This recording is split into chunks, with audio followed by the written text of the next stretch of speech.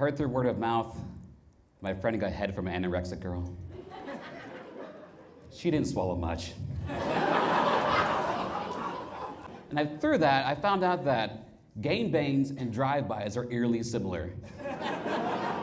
Because either version can end with 6 shots to the chest. I will say that sometimes you're out with people and everyone's having a good time, you're all laughing, you chime in and say something, and then it just goes downhill. I was out with some people who were laughing, having a good time, and I was like, I'm gonna chime in and say something funny. So I said, I moved around a lot as a kid growing up. That's what happens whenever you're a military brat and your dad's an ISIS. That joke bombed. At the VFW.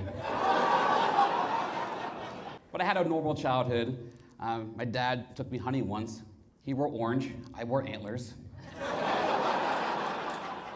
And I am married, and I realized that a wedding and a funeral are only times that you're surrounded by people that love you, and they get to see you die twice.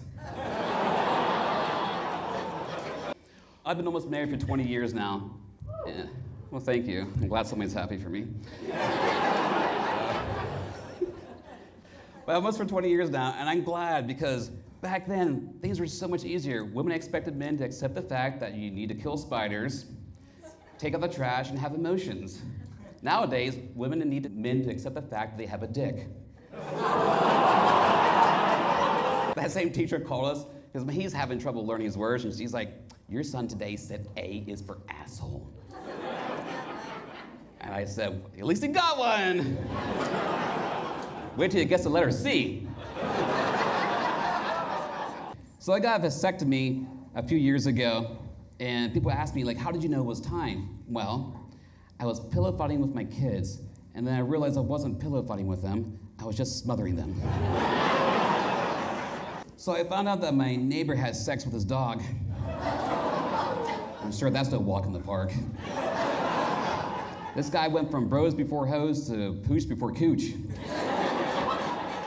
He's got 99 problems, but a bitch ain't one. I got to see the police take the dog away. She did her walk of freedom. I say shame, but when you lick your own asshole, you have no shame.